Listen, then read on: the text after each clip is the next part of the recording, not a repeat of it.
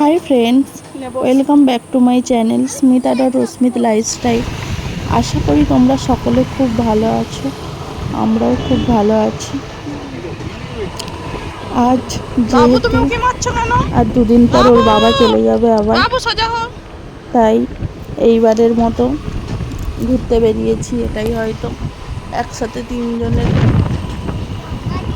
এইবারের মতো শেষ ঘোরা।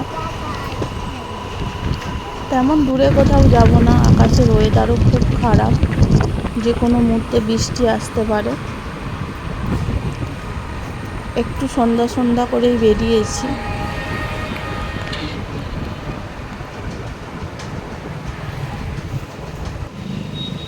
তারপর প্রথমেই চলে আসলাম ফুচকা খেতে।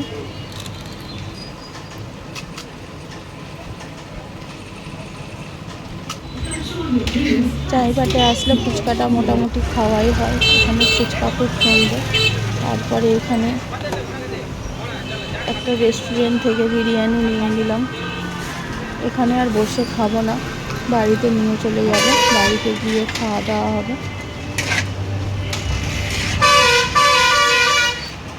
আমার বাইরের বিরিয়ানি খুব একটা ভালো লাগে না, নিজে বানিয়ে খেতেই বেশি ভালো লাগে। বাট বাড়িতে কাজকর্ম হচ্ছে বলে তাই বাড়িতে বানানোর কোনো ইচ্ছে নেই, তাই বাইরে থেকেই কিনে নিয়ে যাচ্ছি। আমার ছেলে এ পাশে বায়না করছে। তারপরে বৃষ্টি চলে এসেছে রাস্তায়। আমরা এখানে সামনে রক্ষাপালা সুইটস আছে, সেখান থেকে কিছু মিষ্টি কিনে নেব। বলটা উঠছে অমনি কুরকুরে। আমার ছেলেই যে দাঁড়িয়ে রয়েছে মাছটাকে ধরে, কোন মিষ্টিটা নেবো সেটাই ভাবছি।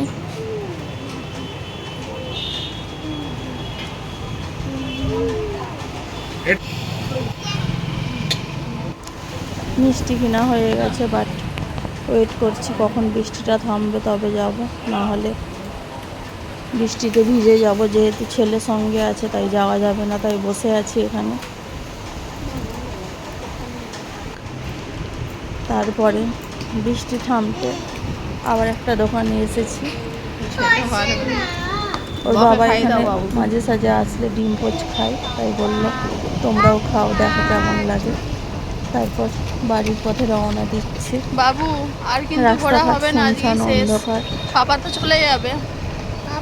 রাস্তাঘাট ভিজা, দেখতেই পাচ্ছ। বেশ ভালোই বৃষ্টিটা হয়েছে।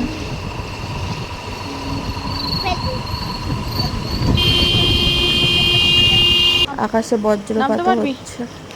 তারপর চলে আসলাম বাড়ি।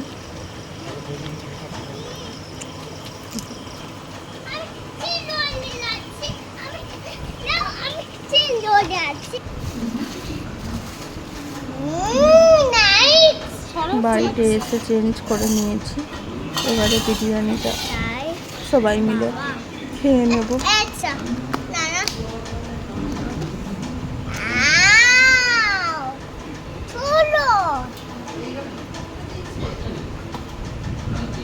তোমরা কে কে বিরিয়ানি খেতে ভালোবাসো অবশ্যই আমাকে কমেন্টে জানাবে। সেই কাঁচিটা আনো তো, বড়টা।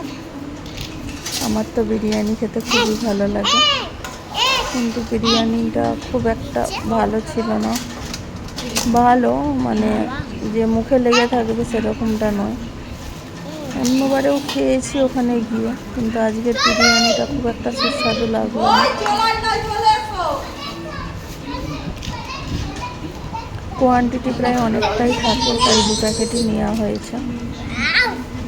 আজকের ভিডিওটা যদি ভালো লাগে অবশ্যই লাইক করে দিবে। Bye bye.